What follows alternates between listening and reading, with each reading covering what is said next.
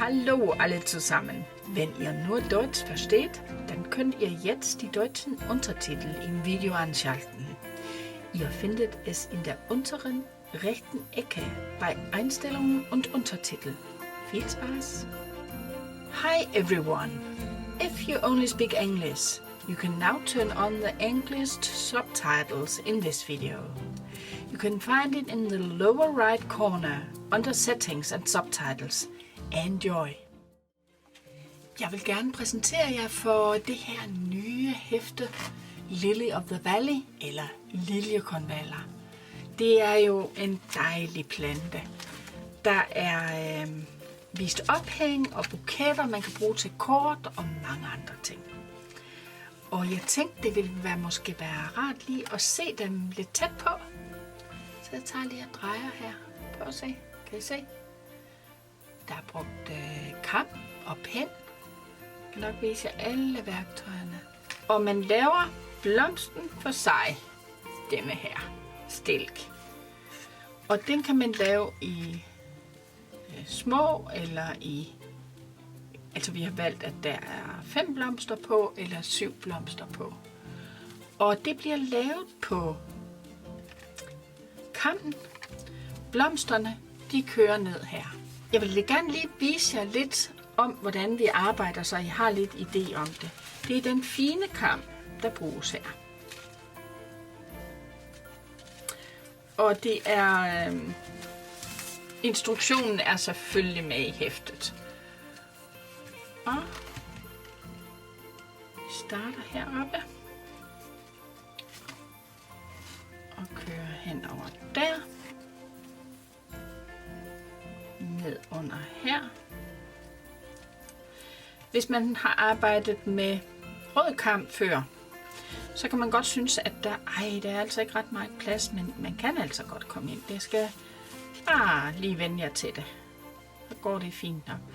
Og så de første 2, der tager jeg 3 tænder til afstand, og nu tager jeg 4 tænder.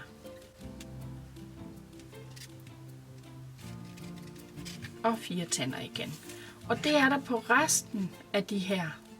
Der er der 4 hele vejen ned. Hvis jeg nu kun vil lave en lille bitte, som den der er brugt her. 1, 2, 3. Kan I se det? 1, 2, 3. Jamen, så går jeg faktisk helt ned her. Så har jeg heller ikke brugt så lang en snor, men sådan, så limer man den op her. Og slutter af der. Det kan I alt sammen se i hæftet. Der er det helt nøje vist. Så det er selve blomsterne. Og så klipper man dem. Så klipper man dem spidse.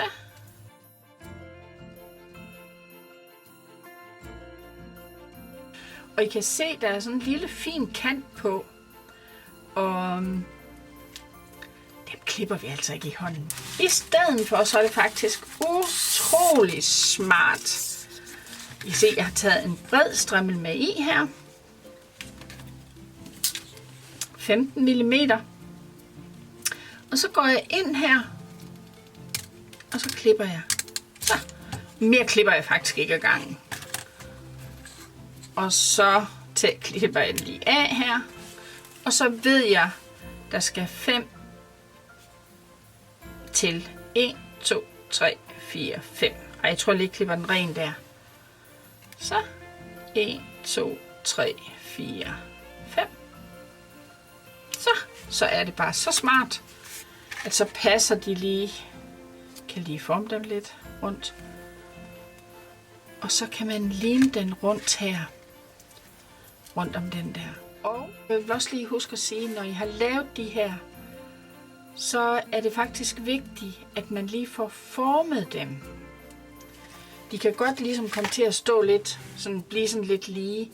Men vi har jo lim her på, så når I har dem, så prøv lige at give den lidt form, så ikke det bliver sådan nogle stive pinde. Sådan. Så er den klar til at få små blomsterhoveder på. Så vil jeg også vide bladene. Kan I se her? De har også en kant her, og det er lidt det samme. Når man skal forme dem, så skal man faktisk huske at få dem formet, mens de er lidt våde. Så jeg starter faktisk nede i kanten og så laver jeg en lykke.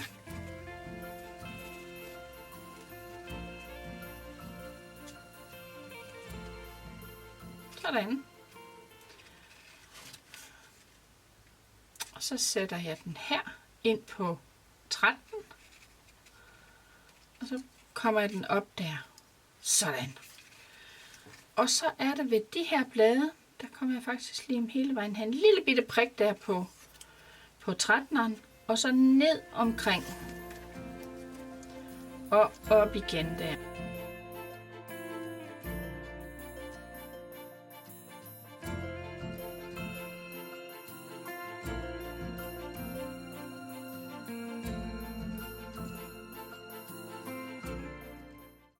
Se, så er det sådan ved de kamfigurer her, at når det bliver sådan, at den her ikke kan nå hele vejen op, det kan faktisk godt være, at den kan det, det kan vi lige teste. Nej, det kan den ikke. Så lader jeg den bare sidde. Fordi så kan man jo bruge den i stilken. Og så tager vi den lige af her. Så når I skal forme de her blade, de kan formes den ene eller den anden vej. Kan I se, når jeg kører ned her, så giver det et tykt blad, og man kan forme den vej ind. Sådan.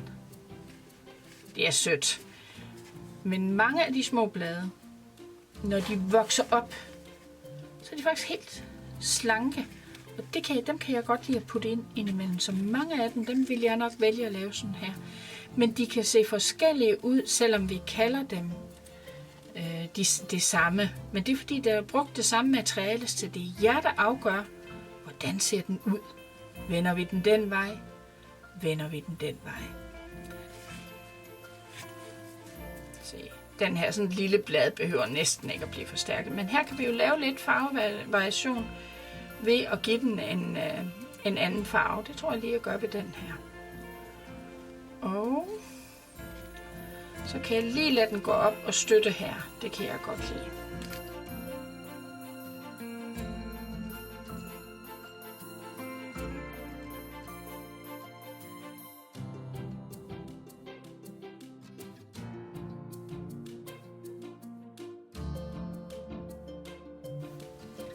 Det, at vi bruger lim her, gør jo, at de bliver lidt stærkere. Jeg vil gerne lige have den op over den der, fordi der bliver den lidt, så knækker bladet ikke så let. Så, og vil I gerne have stilken til også at krølle lidt, hvis man nu skulle bruge det på et bordkort eller noget, så se, og jeg tror, jeg tager den her vej. Ja.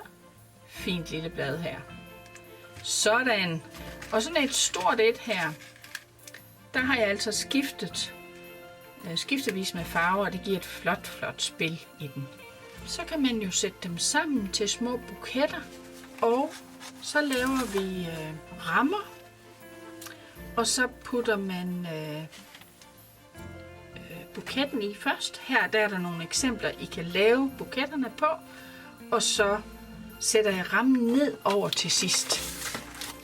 Denne her kan I også få løs, så det er rigtig sjovt at lave både ophæng og kort og mange andre ting med det. Jeg har jo haft rigtig god hjælp fra Helle til at lave nogle af modellerne her. Og jeg er sikker på, at vi skal nok finde nogle fine kort, vi kommer til at vise jer senere. Rigtig god fornøjelse med liljekonvallen, den dejlige blomst.